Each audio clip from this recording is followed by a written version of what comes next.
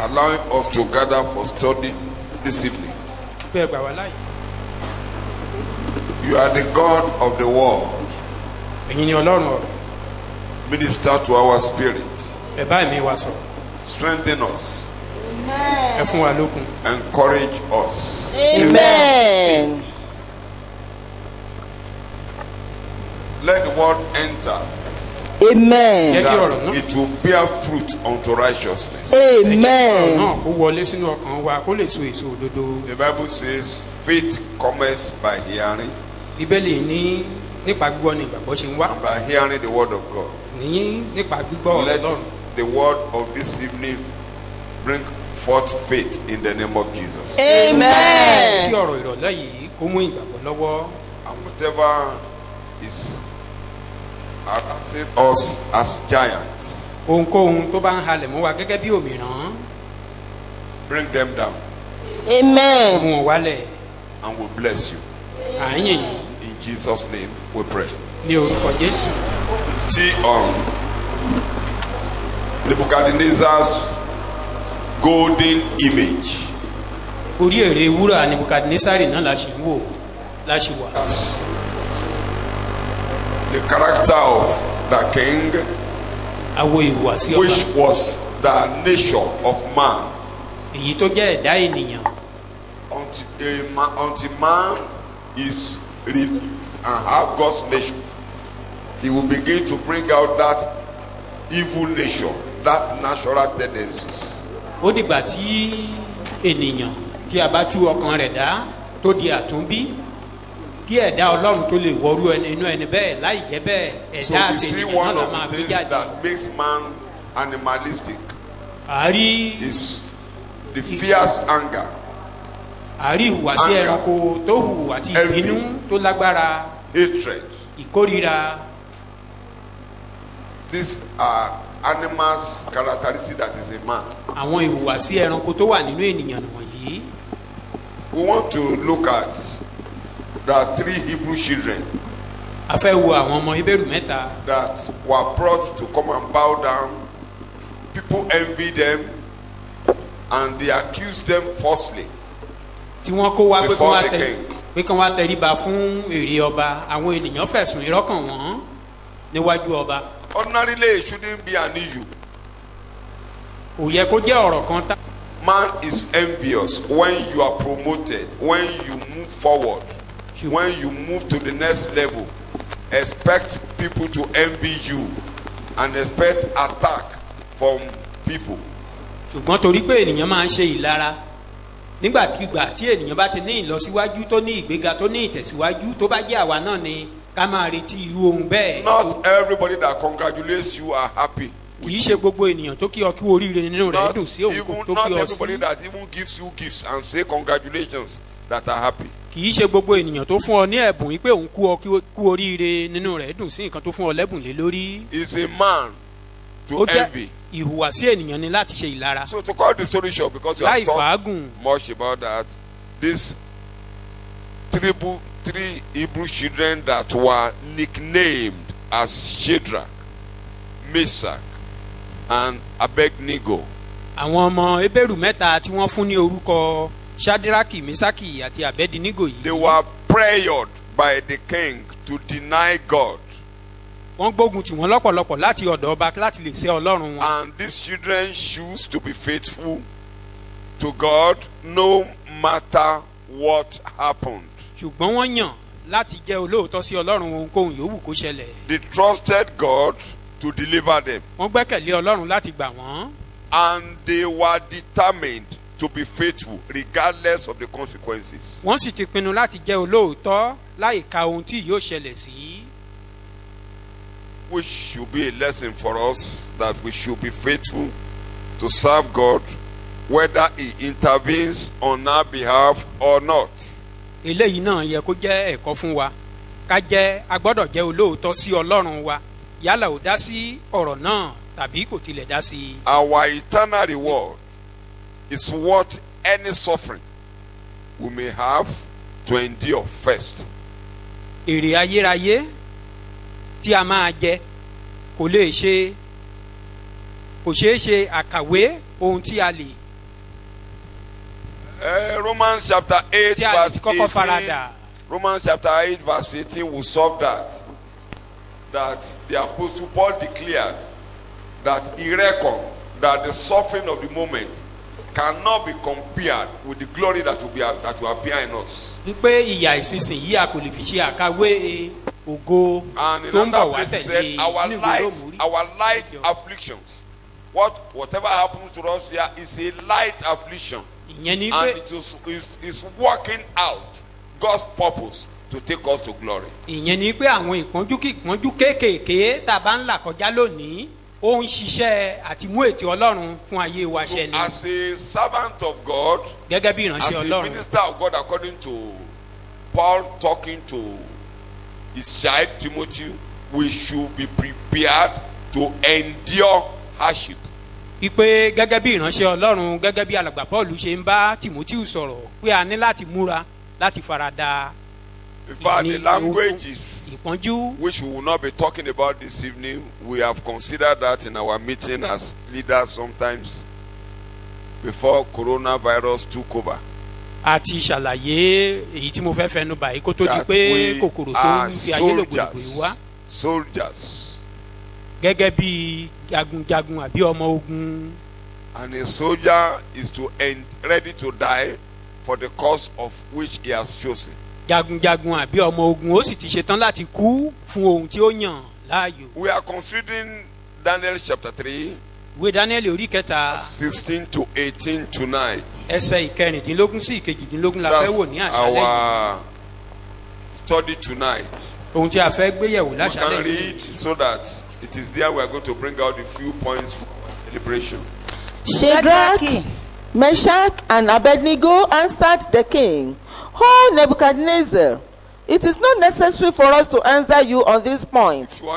You will understand that we stop at verse 14 and 15 where the king asked them to bow. tí wọ́n sí ní ọ̀sẹ̀ tó kọjá níbi Let's tí ọba ti fipá mú wọn read- tó kàn tẹríba ẹ Let's jẹ́ ká read lọ 14 bá and 15. ẹsẹ̀ ìkẹrìndínlógún. nebukadnesari dáhùn ó sì wí fún wọn pé òtítọ́ ha ni sedraki mesaki àti abednego pé ẹ̀yin kò sin òrìṣà mi ẹ kò sì tẹríba fún ère wúrà náà tí mo gbé kalẹ̀. Then Nebuchadnezzar said to them, "Is it true, O Shadrach, Meshach, and Abednego, that you do not serve my gods or worship the golden image which I have set up?"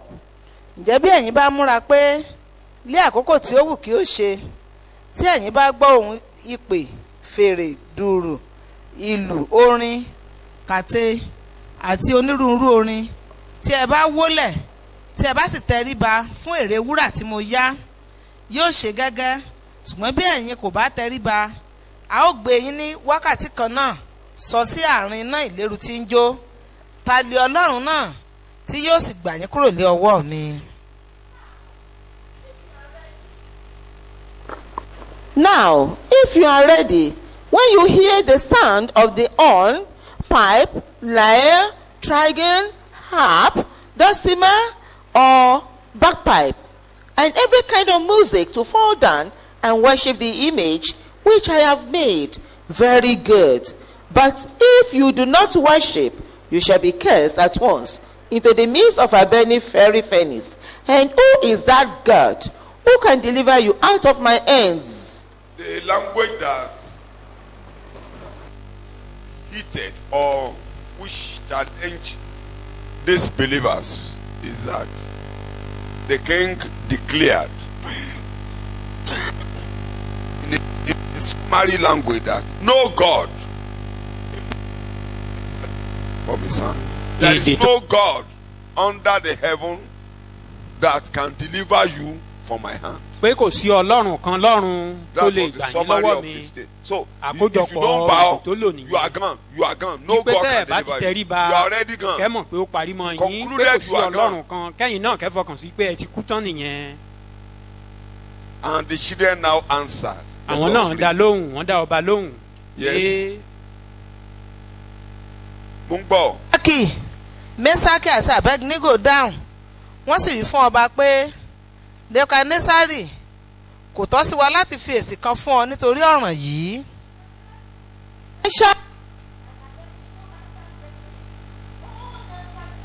Oh, Nebuchadnezzar. bí ó bá rí bẹ́ẹ̀ It is not necessary. You are the king of this Babylon. ìwọ lọba bábílónì ní You are tòótọ́ only to rule over Babylon for a short period. bábílónì ni wàá ti You ṣe have got àkóso to fún a ìwọ̀n point ìgbà that díẹ̀ we don't need to give you an answer in this kò matter. tilẹ̀ tọ́ fún wa láti dá ọ lóhùn ìbéèrè lórí ọ̀rọ̀ yìí From where you have stopped, níbi tó o ti dúró we yẹn shouldn't answer you. kò tọ́ fún wa láti dá ọ We lóhùn shouldn't answer you at kò all. tọ́ fún wa láti dáhùn As the only king here ruling over Babylon.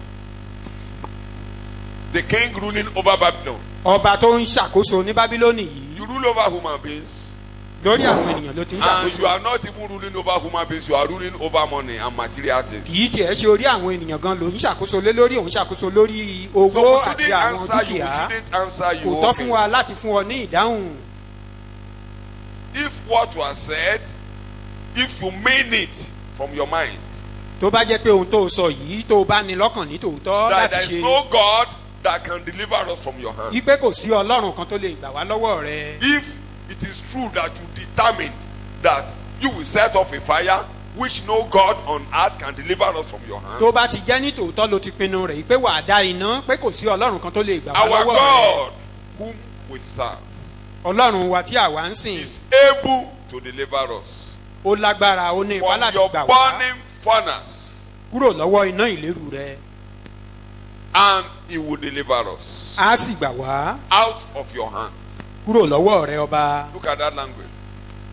If what you mean is that no God on earth can save us, tó bá jẹ́ ohun tí òun sọ ni pé kò sí ọlọ́run ọ̀hún nínú ayé àti lọ́run tó lè that gbà wá lọ́wọ́ rẹ you said you are the final ruler. ìwọ ló sọ pé ìwọ lẹni tó ní àsọtán You are pátápátá saying you are in control. pé ìwọ ló ń ṣàkóso ohun gbogbo You are saying you are ruling over the heaven and earth. ohun tó ń sọ ni pé ìwọ ló ní ayé You àtọ̀run say you rule over water. pé àti inú omi ìwọ ló ń You ṣàkóso are níbẹ̀ ruling over fire. lórí iná ìwọ You ló ń are ṣàkóso ruling rẹ̀ over material things. lórí àwọn ohun You nǹkan tá a rule fojú over ìwọ ló ń everything. ṣàkóso If wọn that is your mind, tó bá jẹ́ ohun tí òun sọ that fún you wa are in nìyẹn ọba control and you are in power, pé ìwọ ló ń ṣàkóso ìwọ ló ní agbára we lórí ohun don't need gbogbo to answer you. mi ò à nílò láti fún ọ ní ìdáhùn kan ọba Take note, put it on record. ṣùgbọ́n jẹ́ kí eléyìí kó yé ọ o Our God, we Ọlọ́run have tiwa. one God that we are serving. a ní ọlọ́run kan tí àwa ń sìn That God whom we are serving will deliver us from your hand. ọlọ́run wa tí àwa ń sìn yìí á gbà wá lọ́wọ́ Deliver rẹ us ọba from the furnace,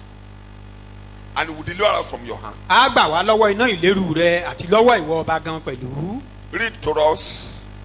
bí ó bá rí bẹ́ẹ̀ ọlọ́run wa tí àwa ń sìn lè gbà wá lọ́wọ́ iná ìléru náà tí ń jó òun ó sì gbà wá lọ́wọ́ rẹ ọba. If our God, whom we serve, is able to deliver us, Is able, ó lè gbà wá Able.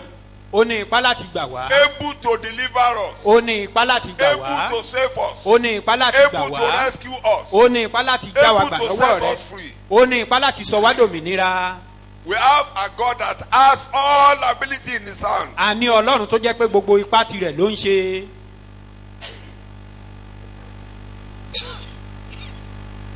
And He will save us from your hand. á sì gbà wá lọ́wọ́ rẹ ọba. Continue. ṣùgbọ́n bí bẹ́ẹ̀ kọ́ kí ó yé ọ ọba pé àwa kì yóò sin òrìṣà rẹ bẹ́ẹ̀ ni àwa kì yóò sì tẹríba fún ère wúrà tí ìwọ gbé kalẹ̀.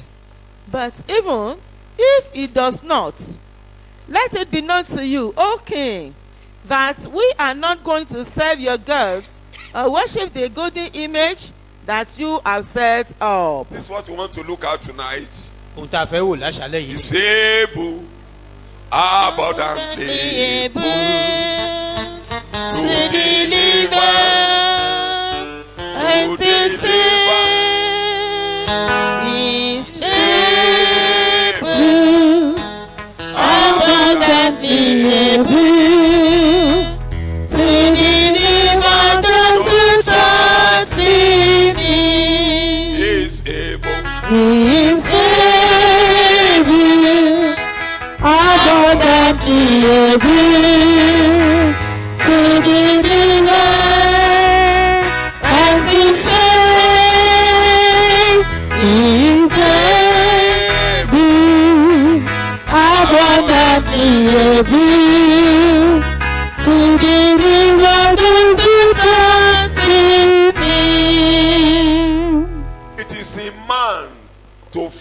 that is something when actually man is frail and feeble. ó wà nínú ènìyàn láti máa rò pé òun jẹ́ nǹkan nígbà tó jẹ́ pé ẹni kíkú àti aláìní ipá ni. He didn't remember that it's only man, ṣùgbọ́n kò ọba yìí ò only rántí dust, pé erùpẹ̀ lásán pé only ènìyàn lásán lòun feeble and frail. He pé didn't aláìní ipá lásán lòun. He thought he had all power. ó ń rò nínú ọkàn ara rẹ̀ pé gbogbo agbára jẹ́ Just tòun. like Goliath gẹ́gẹ́ thought bí gòláyàtì he náà ṣe had rò all things, wípé òun ní ohun gbogbo not knowing that it was ordinary man. láì rántí pé ènìyàn lásán ni òun. And that was why God was telling the Israelites ìdí nìyí tọ́lọ́run fi ń bá in àwọn the ọmọ days Ísírẹ́lì of the sọ̀rọ̀ prophets, when nígbà they ayé àwọn were, wòlíì when some of them wanted to run to Egypt. nígbà tí ọ̀pọ̀lọpọ̀ wọn fẹ́ sá padà sí ilẹ̀ He íjíbítì. said, Egyptians are men, ó ń sọ fún wọn pé àwọn ará íjíbítì They are ènìyàn ni men. wọ́n ènìyàn ni wọ́n. the Shiros which you are looking at are animals. They are animals. They are not spirit. They are Àwọn- not Holy Spirit. pé àwọn kẹ̀kẹ́ ogun wọn àti àwọn ẹṣin wọn pé wọn kì í ṣe áńgẹ́lì Wọ́n ń ṣe ẹ̀mí. wọn kì í ṣe ẹ̀mí. Ẹranko lásán ni kẹ̀kẹ́ tó ń wò yẹn. those Ẹranko. animals those chariots and beasts they are ordinary Ènìyàn ni àwọn ordinary animals. ará Egypt wọ́n ń ṣe Ọlọ́run. Egyptian and human being like you they are not God. Like God was telling the king of Tyre. bí ọlọ́run ṣe ń sọ fún ọba tírè. You think you are God. You are ordinary man. You are ó rò ordinary nínú man. ọkàn ara You rẹ are pé ordinary ọlọ́run ni ọ́ man. ṣùgbọ́n ènìyàn lásán ni ọ́. We should always remember that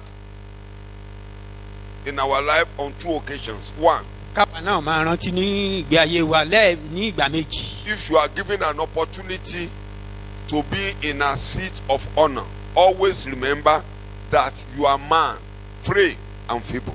tá a bá ní oore ọ̀fẹ́ láti wà ní ipò ọlá kan ká máa rántí pé ènìyàn kíkú aláìní ipá ni wá. If you are there to administer in the affairs of men, you can't rule men. Only God can rule over men. You are only there to administer things, to make things work. You are ordinary man. Ordinary man. láti Ordinary man. tá a bá wà níbẹ̀ láti ṣàkóso lórí ènìyàn bó tilẹ̀ jẹ́ pé a lè ṣàkóso lórí ènìyàn àbí láti ṣe iṣẹ́ kan fún wọn ká máa rántí pé ènìyàn lásán ni wá pé There are àti ẹ̀ lè ṣàkóso even ènìyàn gan. people under you who can do better, but God allow you to be there today. Can- There are people who can do better. You are not Mr. All and All. ká máa rántí pé ipò tá a wà yẹn àwọn kan wà lábẹ́ wa tó lè ṣe ju èyí tá à ń ṣe gan lọ́wọ́lọ́wọ́ lọ pé àwa kọ́ ni gbogbo nínú ohun gbogbo. Always remember that. ká máa Number two, rántí èkejì. if you meet any situation where somebody, either your boss or leaders of a nation or anybody or anything in the world trying to harass you, anybody trying to claim he has all the answer, that without him you are done for, without giving you the key, no way, that is the only one that can open. Let him remember that the key of life and death have been given to Christ and Christ alone. tá abala kejì rẹ̀ ni pé tá a bá tún wá wà lábẹ́ ìṣàkóso ẹnìkan àbí ìṣàkóso ìjọba kan àbí lábẹ́ ọ̀gá kan tó ń hùwà bí ẹni pé òun lọ́lọ́run tó ń jẹ́ kó yé wa pé láìsí òun kò sí wa pé òun ni ọwọ́ òun ni kọ́kọ́rọ́ wà ká máa rántí If wípé anybody Jésù Kristi ti gba kọ́kọ́rọ́ ikú. is an agent of Satan and the devil pump him to say it's all he can do and undo, let him know that there is a God in heaven. tí ẹnikẹ́ni bá wá sọra rẹ̀ di ìránṣẹ́ èṣù tó rí pé tó sọra rẹ̀ di irinṣẹ́ lọ́wọ́ èṣù tó wá ń gbéraga ká máa jẹ́ kíru wọn ó mọ̀ pé ọwọ́ Ọlọ́run ni kọ́kọ́rọ́ ohun gbogbo wà. Nobody has the answer to your life. kò sí ẹnìkan tó ní ìdáhùn sí lórí ọ̀rọ̀ ayé wa. No human being can determine your fate. kì í ṣe ènìyàn kan ló lè sọ pé bí òpin ìrìn àjò rẹ̀ á ṣe rí láyé nìyí. Nobody can end your life. kò sí ẹnìkan tó lè fi òpin sí ayé Nobody rẹ̀. has all the authority to even promote you. kò sí ẹnìkan gan tó tilẹ̀ láṣẹ láti gbé ọ̀gá. Promotion comes from God. àtòkè ni ìgbéga ti máa ń wá. He may determine to promote you and God can remove him before the promotion comes. ó tilẹ̀ lè ní ìpinnu rẹ̀ pé òun á ṣe ọ́ lóore nípa gbígbé ọ̀gá káyẹ̀ gàmọ́ He níbi may tó even tó promote àkókò you rẹ̀. and God can bring you down. ó tilẹ̀ ṣeé ṣe fún gan láti gbé ọ̀gá ṣùgbọ́n kọlọ́run kó rẹ̀ ọ́ padà sílẹ̀. God is the answer. ọlọ́run nìkan ni ìdáhùn Let that be sí. settled. ẹ jẹ́ kí léyìí ní So ìyàn kó yanjú human lọ́kàn beings wa. will continue to harass you. ènìyàn lè máa halẹ̀ mọ́ wa o. They will believe in what they know. what they know. wọ́n á gbàgbọ́ nínú ohun tí And wọ́n what ní do they gẹ́gẹ́ bí know? agbára. They know ordinary things, ordinary created things. Is kí what ni they wọ́n sì believe in. mọ̀ ẹ̀dá nìyí nǹkan tọ́lọ́run dá nìkan ni wọ́n mọ̀. Their confidence is in creations, God creations. ìgboyà wọn ó wà nínú iṣẹ́ ọwọ́ ọlọ́run àwọn nǹkan tí ọlọ́run dá. And God made those things they are depending upon. ọlọ́run ló sì ṣẹ̀dá ohun gbogbo tí wọ́n gbẹ́kẹ̀lé. If they have money power, God created money. tó bá jẹ́ agbára owó náà ní ọwọ́ ọlọ́run If lówó they ti wá. believe in talisman power, it is man-made. Man-made. tí wọ́n bá sì tó bá sì jẹ́ pé agbára àlùpàyídà náà gbẹ́kẹ̀lé tènìyàn nìyẹn. If they depend on charms, God created the things they use in making those charms. Man-made, man-made. Somebody teach them. Somebody has taught them. Somebody has the solution to what they say they believe in. tó bá sì jẹ́ pé oògùn agbára oògùn náà gbẹ́kẹ̀lé ẹnìkan ló kọ́ wọn ènìyàn ló ṣe nǹkan tí wọ́n gbẹ́kẹ̀lé yẹn ẹnìkan ló kọ́ wọn lẹ́kọ̀ọ́ Like we rẹ̀. had during the first Republic coup, ní that the ìgbà politicians kan dìtẹ̀ gbàjọba alákọ̀ọ́kọ́ ní was nàìjíríà shot and he refused to die.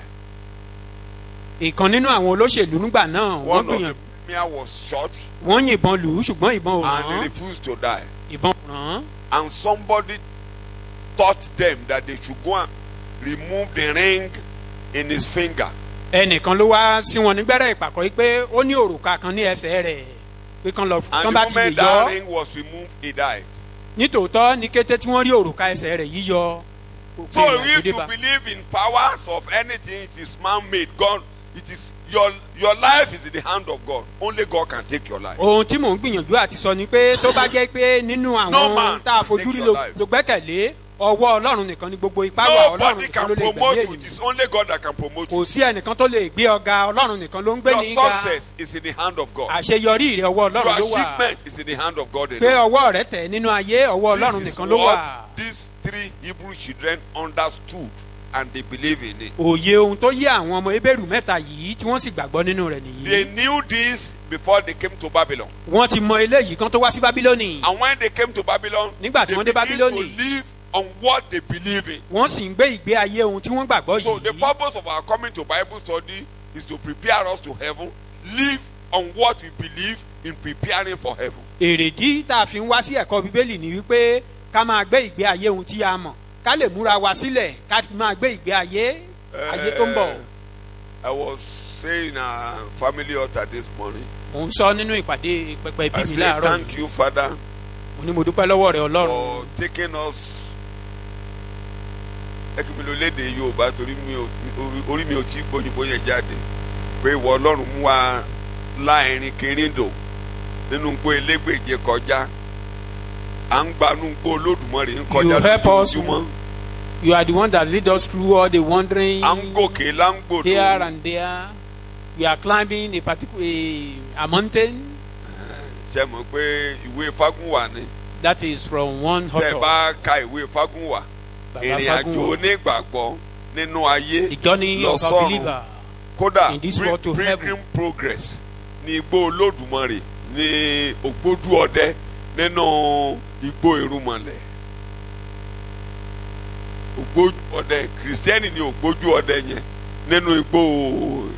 that valor hunter is the Christian òun ni wọ́n ń sọ fún in a bush. tán ló bí òfọ́re tó ló bí máa fọ́re They were telling him that Kulanot Tó is lọ not wá speaking ara well, wọn, and tó he máa said tú ara he wọn used his ṣe. own hand tán sọ to pé reorganize bí it. òfọ́re ọ̀nà ò dá o that this ọlọ́nà àti ò dá Kulanot is not so speaking ẹjọ́ well. sọ́nà rẹ̀ ò dá ó bá ṣòro pàdé ṣùgbọ́n ó lọ́nà ò Though dá ní tòun. he came across some challenges, à ń but là á kọjá bẹ́ẹ̀ nìkan bá dìde lòdì sí ọ if someone ẹ jẹ́ ká is kẹ́kọ̀ọ́ at lára variance àwọn at ọmọ you, wọ̀nyí ká tó let's kẹ́kọ̀ọ́ lára wọn learn pọ̀ ní bíbélì tá a from máa these kẹ́kọ̀ọ́ lára people. wọn.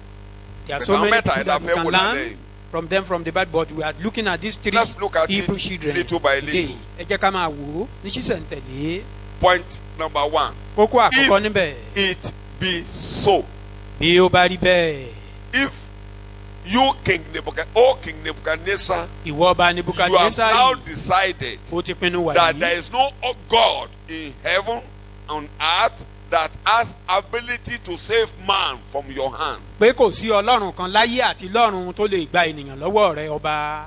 That's your belief. ìgbàgbọ́ tìrẹ nìyẹn. That's your belief. ìgbàgbọ́ rẹ nìyẹn. If it be so, tó bá wá rí bẹ́ẹ̀. that death is the consequences of our not worshiping your image, pé ikú ni àìforíbalẹ̀ fún èrè tó gbé kalẹ̀ yìí. we will hold on to what we believe. àárọ̀ mọ́ ohun tí àwa gbàgbọ́ àwa ó di We ohun tí a didn't gbàgbọ́ just mọ́. come to your town to believe in that God. àkọ́dédé It's wá our sí ìlú life. rẹ̀ láti It's wá our gba life. ọlọ́run gbọ́ yìí àti mọ̀ tẹ́lẹ̀ ìgbé ayé wa ni. You want to remove from us what we are using to live our life. ohun tá a fi ń gbé You can't ìgbé take ayé it wa from ló us. fẹ́ gbà lọ́wọ́ We wa have kò a ṣeé ṣe God fún ọ that láti is gbà. alive.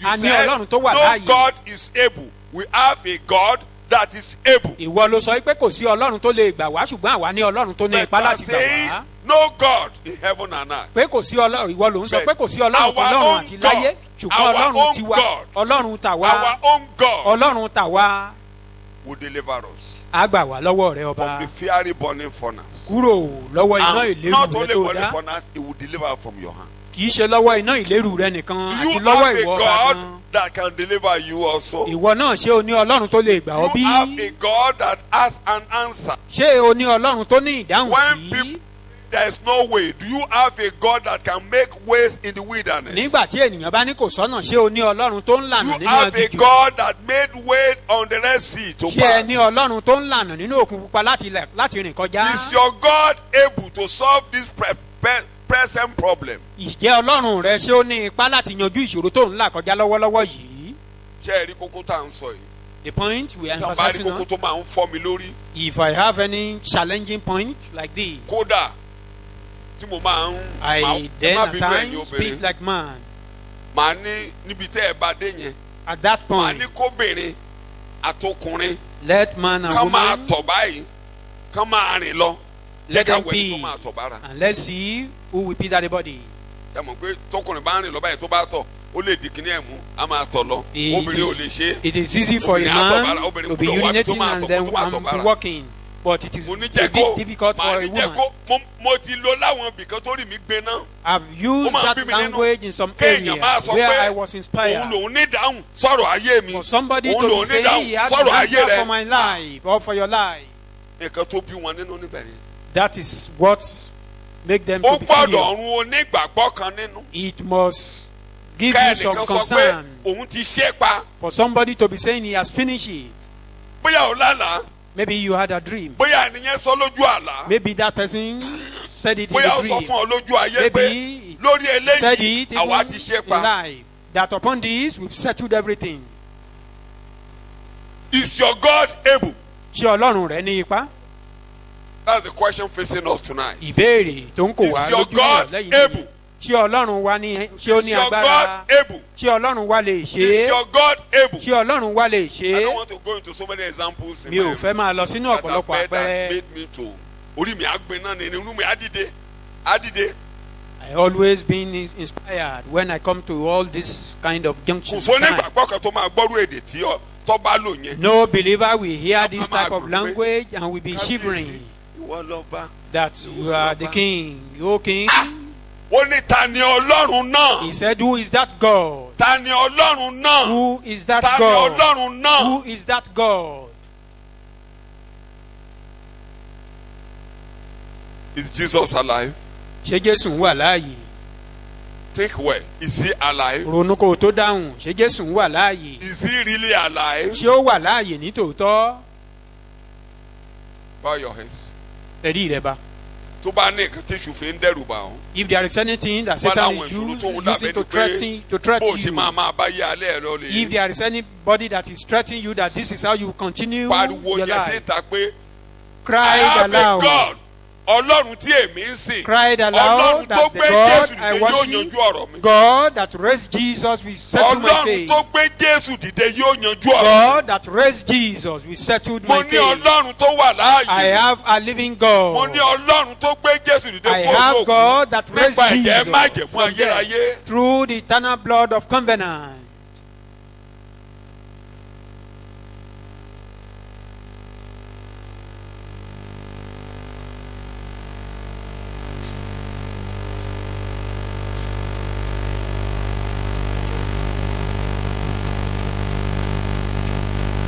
bímọ láyé. Those who are saying you will not have your own child in life, ò ní ga ju bó o ṣe wà that yìí. you will not go beyond that level, àwa ti fi àìsàn kan sí alára òun ló máa pa that ọ́. they've put a particular disease in your body and that is what will kill you. bóyá wọ́n sọ bẹ́ẹ̀ fún ọ. Maybe you've been told ilé mẹrẹǹtì ló máa gbé kú. that you will die in a Ṣé ló máa tenant, tọrọ as a jẹ tenant, kú?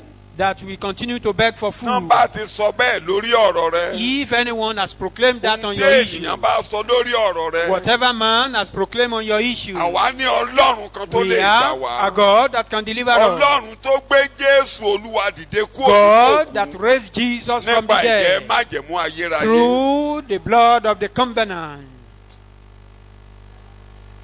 ní agbàdúrà. In Jesus' name we sàmìyàn kó pray. kanlẹ̀ dáadáa. Amen. ẹ máa gbéde wọn o. ó Hear ní their language. ó ní if not even if God now decide Bí Ọlọ́run bá that tilẹ̀ wá he will pinnu deliver rẹ̀ us. pé òun ò ní gbà wá, kí ó yí ọ ọba pé ọba ṣèyí ó wí survey he may deliver he may not deliver. Ọlọ́run àṣeyìí ó wù ni ó lè gbà wá ó sì lè má gbà wá.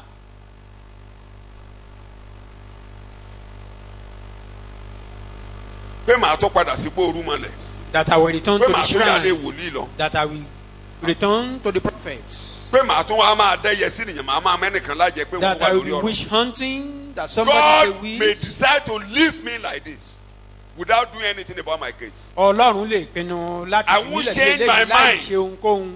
Síbẹ̀ mi ò ní yí ọkàn mi padà. in proclaiming the gospel. mi ò ní Ní ṣàkọ́ kíkéde ìhìn rere. mi ò ní sọ pé Jésù ò jíǹde. I will not change my language that Jesus never tó bá kọ̀ resurrected. kó má dá sí kéèsì tó ń yọ mí lẹ́nu yìí. If God decided not to step into my case I will now, always say Jesus you are alive. síbẹ̀ màá máa tẹnumọ́ pé Jésù wà láàyè. ṣó wà láàyè. Is he alive? mo ní ṣó wà láàyè. Is he alive? ṣé mo ìkórìtà ńlá nìyẹn. That iná ń is- jó báyìí wọ́n ti dáná kalẹ̀ ń jó. wọ́n dẹ̀ tẹ́ mọ̀ yìí pé táwọn bá ti tẹríba fèrè wọ́n á gbé wọn síná. And they know if they didn't bow You may down get for to that a situation image, they'll whereby be cast into the You may fire. get to a point that you just feel that what alternative what can we do what can we do.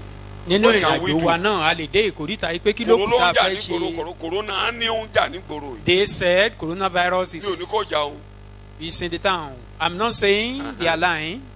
mi ò ní bẹ̀ tí wọ́n ló ń jà ní gbòòrò. They said it's ruling the wọ́n lẹ̀ ló town. máa pa èèyàn wọ́n ló máa pa gbogbo And ayé they kò ní said pa it mí. will kill people. ee o It can't Ew. kill me. kí mo ní kò ní í ṣe. It cannot kill me.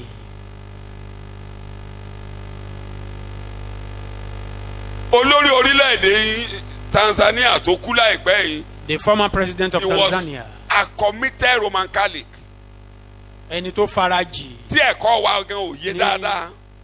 That does not even really understand the gospel fully. ó ti ní heart problem ti pẹ́ o. Though he has Heart a problem, heart yẹn náà ló problem pa. for a long time and he died of that. Recently. wọ́n ń gbìyànjú àti gbé jáde pé kòrò ló pa ṣùgbọ́n wọn ò rí gbé They were jáde. trying to proclaim it that he was killed by ó lé coronavirus. gbogbo orílẹ̀-èdè sílé àdúrà. He sent the whole nation Kí into mo ló prayer ṣe? house. ẹ o He sent them into a prayer house. fídíò rẹ̀ ó wà lórí ìkíní yín òun gan bọ́ sínú ṣọ́ọ̀ṣì He himself tó entered jókòó into tó ń church lùlù and started drumming. ìlù He was beating tó jókòó ti drum. àwọn akọrin He sat with the chorister. torí ohun tó ń ṣe nínú ṣọ́ọ̀ṣì kó tó di pé ó jẹ president nìyẹn kò dẹ̀ síwọ́ ẹ̀ ṣe. And that Mo was ní kò what he ṣe. was doing before he became a president. And he continued. He changed Tanzania the short period he lived. orúkọ tí gbogbo aráàlú ń pè ní bulldozer They call him bulldozer. kí mo ní wọ́n ń pè ọmọ tó mọ bulldozer. You know the meaning ó of bẹ̀rẹ̀ that? sí í fi katapila wo gbó ó ń kọ́lé fáwọn èèyàn láti rí lẹ́gbẹ́. He was pé bulldozing swamp táwọn aráàlú ń gbé. forests to build house for people. ó kọ́lé jọ He built houses. cheap houses táwọn ọmọ Àwọn ilé olówó pọ́ọ́kú fún àwọn ènìyàn. ó make sure wípé òun sílẹ̀kùn school kalẹ̀ He opened the lọ́fẹ̀ẹ́ door gbogbo of ọmọ láti máa lọ school. that is free education. àwọn èèyàn tó kú lọ́jọ́ ibi tán sí tán ní tán ṣáàrí pé ó kú tán lọ bí òkú ẹ̀ tán tẹ̀ mọ́lẹ̀. Those that were trampled they love him. in the day they wanted to bury wọn ò ṣe ní him fẹ́ràn ẹ̀. because they loved the èmi kì í man. fẹ́ràn ẹ̀. tí n bá dó lórí orílẹ̀-èdè. If I have ó a gbé president of bulldozer a sí nation secondary schools. that àti primary school started lónìí. reorganizing Wọ́n gbé secondary and primary school káwọn today. ọmọ tó mi àwọn ọmọ tó mi ṣe dánígboro yìí. All these artificial, gbogbo yín ló ń bẹ̀rù wọn báyìí. we are all afraid of ẹ them. bẹ̀rù wọn. táwọn bẹ́ẹ̀ márùn kan wá rẹ́ǹtì lẹ́sẹ̀yìn kúlẹ̀ ẹ̀. If 5 of them should hire a house behind wà your á gba house, àdúrà gan-an. bó ti ẹ̀ pé kò sí nǹkan tó máa ṣe ẹ́. though they can't harm you, abẹ́ẹ̀ rí wọn. ẹ má ìgbà mi tàn bá lọ níwájú ilé mi gan màá tún wò wọn dáadáa. at times when they are passing, àdúgbò wọn. torí wọ́n front ń of máa my ń gba house, wájú ilé mi kọjá. I looked at wọ́n them. tiẹ̀ sọ pé ibì kan wà lọ́nà ìlókun bẹ́ẹ̀ tí wọ́n ń gbé wọn they níṣẹ́. said there is young a boys. new area at káwọn yẹn sí Along sukùl Iloko kan lọ Road. pass kan kó wọn sí yunifásitì kan for any jáde government to reorganize secondary, kó primary, dáṣẹ́ and kalẹ̀ kan higher lórí iṣẹ́ ṣe institution. ẹjọ́ ṣé wọ́n á ṣe dáadáa. to restore these young boys into schools. ẹ̀yin tó ní ṣọ́ọ̀bù ọmọ iṣẹ́ mélòó lẹ ní báyìí. How many apprentices do you have for those who have bàbá shop? wọṣọ máa lọmọ iṣẹ́ ó kéré tán á ní márùn-ún kò lẹ́yọ̀ kan bó ṣe wà yín. Baba Owosho usually have about 4 or 5 apprentices. Then, panel bita mi But mi ò now- rọmọ iṣẹ́ lọ́dọ̀ ẹ̀. even my panel beater, níyì ni mo rí wáyà mi nìkan mo sọ fún mo ní kí ló ṣe lọ́lọ́run náà mo ládùúrà rẹ̀ lágbára mo rọmọ iṣẹ́ méjì lọ́dọ̀ rẹ̀ ọmọ nǹkanṣẹ́ mọ́. I was talking Phone to my ni jala. wire for having 2 apprentices. fóònù ní I jàlá said, you are before you know it prayerful. wọ́n ti ra mọ́tò. But all these boys, they are going about with handset these days. kó lórí kan wá dé For a head kó of the tiẹ̀ tó nation. báwọn ọmọ yẹn ṣe máa And láyé. make a plan how it will be better off for these young boys and girls. gbogbo òyìnbó pariwo ẹ̀ kò gbọ́ kò gbọ́. All the white men, So they were people shouting can be about saying it. it He is not refused. possible. Àwọn Is ènìyàn it lè máa possible sọ for pé you kò to ṣeé make ṣe. it in Christ? Ṣé ó ṣeé ṣe fún Will ọ you kọ́wọ́ make rẹ kó it in tẹ̀ nínú Christ? Jésù? Ṣé ọwọ́ rẹ á tẹ̀ nínú Jésù? ṣé ọlọ́run rẹ lè ṣe Is your God able? ṣé ọlọ́run rẹ lè yanjú ohun tó ń ṣe ọ Can yìí. your God settle what you are passing through now? mo fẹ́ kẹ́ mọ̀ I want you to know. medical problems gbogbo máa ń dọ̀ hospital táwọn doctors gan tọwọ́ wọn máa ń rọ There are mo times parọ́? some medical àbọ̀wọ̀ challenges wọn ò ń rọ. the physician may not be able to handle yín ti it. dé ibì kan tó jẹ́ pé ọlọ́run náà ló tú yín kalẹ̀. There are many Ó máa ń occasions rẹ in which èèyàn. it's Ṣùgbọ́n a only ní God Ọlọ́run. that set us free Bàtí from dọ́kítọ̀ medical bá ló parí challenges. tí gbogbo èèyàn bá ló parí When ọlọ́run physician ọwọ́ ọlọ́run nìkan lè dáhùn said sọ̀rọ̀ it is ayé wa over, wá. it's only the hand of tọ́lọ́run lè God dáhùn sọ̀rọ̀ ayé that rẹ̀ can set us free. Can God intervene in your life? máa tẹnu Challenges? mọ́ o. Continue emphasizing ó or wà confessing láàyè it wí bẹ́ẹ̀ lẹ́ẹ̀kan sí kẹ́mi gbọ́ that lẹ́nu. Jesus is alive. ee o Jesus is ó alive. lè ṣe é He can do ó it. lè ṣe é He can do yóò it. ṣe é He will do bí it. ò dẹ̀ ṣe mi ò ní tẹríba fèsì Even if he decided Mi ò not to ní do tẹríba it, fèsù. I will not bow down mi ò ní for gbé ẹ̀kọ́ idol. kalẹ̀ mi ò ní yí padà ní nǹkan tí mò ń ṣe kó má ṣe é. I will not change what I'm doing.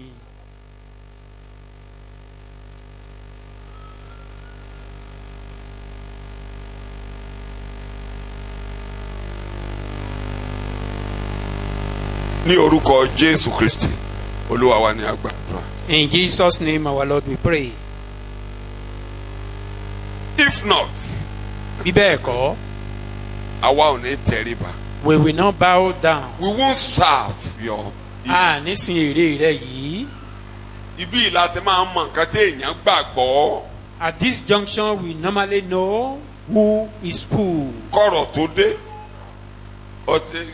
mo ti máa ń sọ ṣẹ́ẹ̀rí Kandahar tó wà lórí wa níbí ẹ jẹ́ kí Bíbélì yé yín ẹni bá tẹ̀ Let's wà nù ṣọ́ọ̀ṣì understand the báyìí Bible. pẹ̀lú bí Ọlọ́run ṣe ràn wá lọ́wọ́ As God is tó ti helping gbé us to some Kandahar extent, Africanism sínú if you are Kandahar still going about Africanism. with Africanism, o lè tẹ̀síwájú tó bá You- jẹ́ pé ṣe náà mi ṣe ọ́ you can't move forward. If you see everybody after orí ò you, gbọ́dọ̀ fọ́ ṣe náà if mi you ṣe have ọ́ headache, somebody is behind it. àbí èèyàn bó bá gbẹ́sẹ̀ tí ẹnìkan ló wà nídìí ọ̀rọ̀ rẹ You stumble, your lè ṣe feet déédéé. against stone, is somebody that is pushing you. kò sí má sí èṣù kò sí There kó is má no sí way èṣù you will not worship idol. torí ẹni tó wà nídìí ọ̀rọ̀ rẹ yẹn ló máa dojú ìjà kọ Because you will be waging war against So- that person that you think. kò ìgbàgbọ́ á kú pátápátá mọ́ ọ ní. Therefore, your faith will eventually gbẹ́bọ. die. You even O lè má go to the gbẹ́bọ ni, extent o lè of má having gbẹ́bọ ni. sacrifice. o lè má gbẹ́bọ ni o lè má You délé èṣù cannot, wàá máa but- gbé wà èṣù jáde be doing torí o some ti tó ń ritual ṣe ọ́ because you've assumed somebody is behind ẹni your tó ń case ṣe ọ́ yẹn o fẹ́ kó kúrò lójú ọ̀nà and you want to remove that person by all means. but you can look at these three children ẹ jọ̀ọ́ Ẹ jẹ́ ká wo àwọn ọmọ mẹ́tẹ̀ẹ̀ta àwọn kan yìí. ló fẹjọ́ wọn sùn Some people reported there. ṣé ó kan àwọn ọmọ wọ̀nyí máa They dá are mi not. lóhùn. Are they concerned about ó that? kan wọn They are just less concerned about nígbà tí ló the pàṣẹ pé report. iná máa jó yín ṣé wọ́n ṣèpèdé lórí Do they wọ́n call ní the ìwọ king? ọba They said, "Oh ìgbàgbọ́ king, tiẹ̀ rè that is your ìgbàgbọ́ tiwa rè belief, and this is our own belief. àwa lọ́lọ́run tó máa yọ We wọ́n have God that can deliver us. tatu ọwọ́ ẹ̀ Do whatever you àwa ò can ní do. tẹríba fèrè We will not àti bow gbogbo àwọn down tó for kóra àwọn your jọ pé image." tí mi ò bá sin èrè ayé mi ò ní dá a ní tẹríba And fèrè all those who reported us Bíra to rẹ. you, we will never bíra rẹ ní bow down béèrè for the kan image. Ask yourself kí the question. ni èṣù ń jà lé lórí ọ̀rọ̀ rẹ What is Satan Ká tiẹ̀ sọ struggling pé- for on your ká case? tiẹ̀ sọ wípé Assume, ká tiẹ̀ sọ let's assume, ó mọ gbogbo àwọn tó ń ṣe ọ́ you know all those kí who ni are èṣù behind rí your case. nínú ayé rẹ tó fi rán sí ọ What exactly did Satan saw in your life that make him to inspire those people against tó fẹ́ you gbà lọ́wọ́ ẹ̀ or instigate them against you? if you are a believer in Christ Gẹ́gẹ́ bí onígbàgbọ́ nínú wàá mọ̀ Jésù. pé àwọn ọmọdé wọ̀nyí ẹjọ́ kí ni wọ́n fẹ́ gbà lọ́wọ́ wọn níbí What do they want to take away from them? Mo ní kí ni wọ́n fẹ́ These gbà lọ́wọ́ three wọn? Hebrew.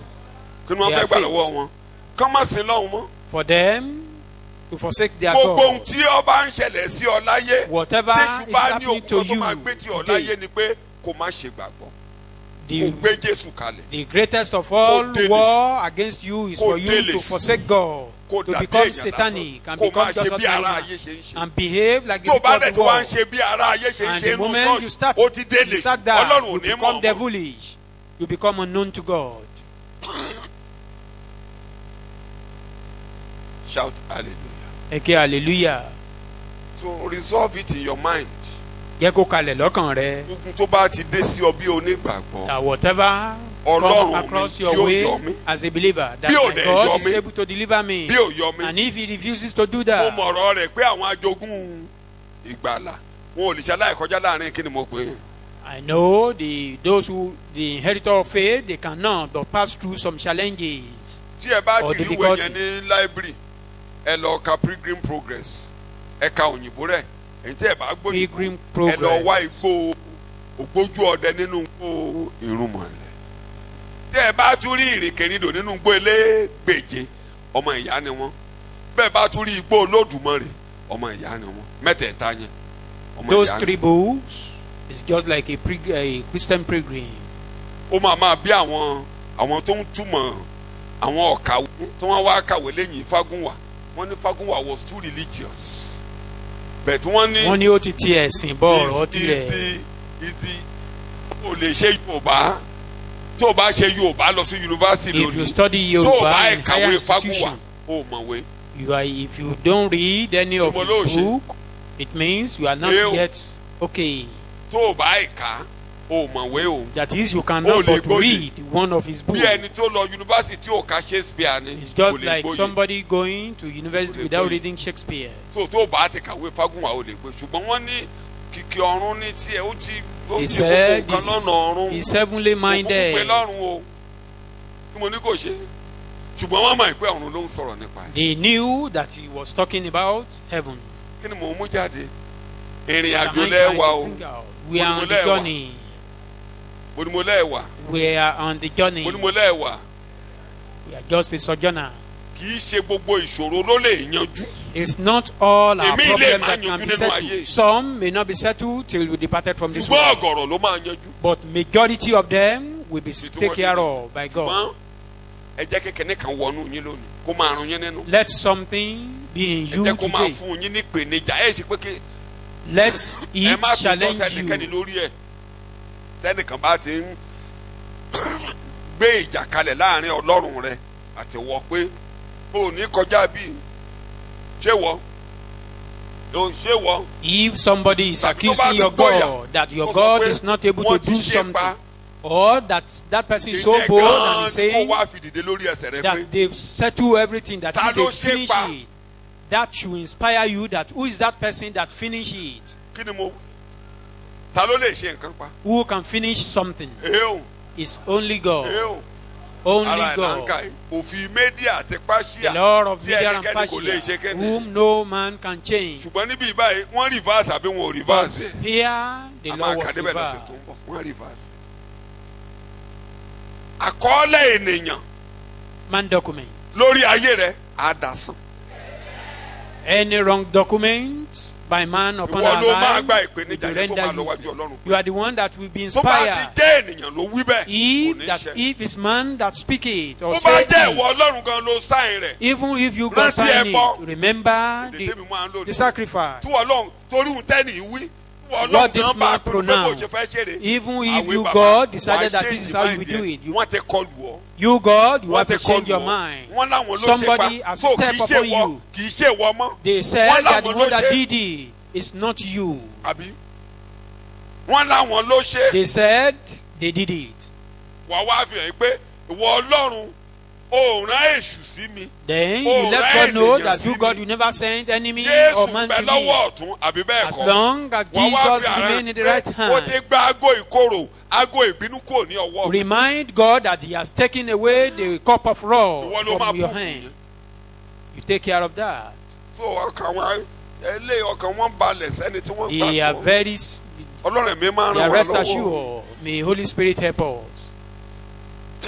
torí mi ò mọ nǹkan tá à ń là kọjá I don't know what you are passing tí through Ọlọ́run ò lè mú yín là that kọjá. God cannot lead us through.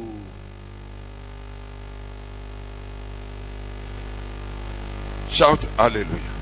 Eke hallelujah. Shout hallelujah. Eke hallelujah. Shout hallelujah. Eke hallelujah. wọ́n ní àwa ò ní tẹríba fún èrè rẹ̀. That we Wọ́n will ronú never ẹ̀jẹ̀ bow rẹ̀ o. down for your image. nǹkan tẹ́ ẹ gbé lọ́wọ́ ni èṣù fẹ́ gbà ọ́. Always Kí la remember that gbé lọ́wọ́? Satan is after what you are holding on. ẹ̀rí yín nípa What are you Jésù holding on? Your Ní testimony ìfẹ́ gbà ọ́. about Jesus is ìgbé what Satan ayé wants to take yín away. tó lẹ́rìí yẹn lèṣù fẹ́ gbà Your ọ́. lifestyle that is full of testimony is what Satan wants to take away. wọn ò ní kẹ́ má ṣe sí o. They will not prevent you from Ẹlẹ́sìn being wà nígboro religious. o. There are so many Ìyàn religious oníṣọ́ọ̀ṣì people pọ̀ o. outside. oníṣọ́ọ̀ṣì pọ̀ dáadáa. There are so many church tán dẹ̀ mọ goers. ibi tán máa ń yà lọ́jọ́ ìṣòro. And they know where to go in the day of tán mọ bá trouble. ṣe ń gbèjà ara They wọn. know how to fight for themselves. àwa ò ní tẹríba We will not bow down a ò sì ní jóná. and we will not be consumed by bí a fire. tiẹ̀ jóná Even if you are consumed, kò kàn ẹ́. it's none of your own business. a ò Okay. ní tẹríba. We will not bow down. ẹ̀mí má ràn mí lọ́wọ́. Holy Spirit, help me. má jẹ́ ń tẹríba. Help me not to bow down. má jẹ́ ń gbọ̀jẹ̀gẹ́. Help me láwọn ọjọ́ tó bá le tán. in the day things were tough. tó bá lè gbàládùra bíi tèmi. If you can pray, kó ràn mí lọ́wọ́ Olúwa. help me, Lord. kí n lè fẹsẹ̀ balẹ̀ For me to take my stand láwọn ọjọ́ tó bá le kókó. in the day when things were tough.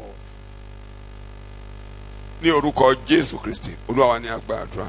In Jesus' name, our Lord, we pray. There are 4 important things I want to bring out from these 3 Hebrew children. 1, Nǹkan mẹ́rin kan ni mo fẹ́ mú jáde látara àwọn ọmọ you will Hébérù see mẹ́rin. number 1, they relied on God's word. Ìkíní ni wípé wọ́n sinmi lé ọ̀rọ̀ Ọlọ́run. They knew God had spoken. Wọ́n mọ̀ pé Ọlọ́run ti sọ̀rọ̀. pé Olúwa Ọlọ́run rẹ nìkan ni wọ́n yóò máa sìn. That is only your Lord Òun your God nìkan ni wọ́n that yóò you should tẹríba worship. fún. He is Orí the ẹ̀ only ni wọ́n one you gbáyé should wọn bow dé. down for. They trust in that Ìwọ statement gbọ́dọ̀ and they ẹni depend on gbogbo it. èrèkéré kan. Thou shalt Nǹkan tí not wọ́n bow gbáyé down wọn for lé any nìyẹn. image. That is their life. Nǹkan tí wọ́n gbáyé wọn lé nìyẹn. That is what they trust in.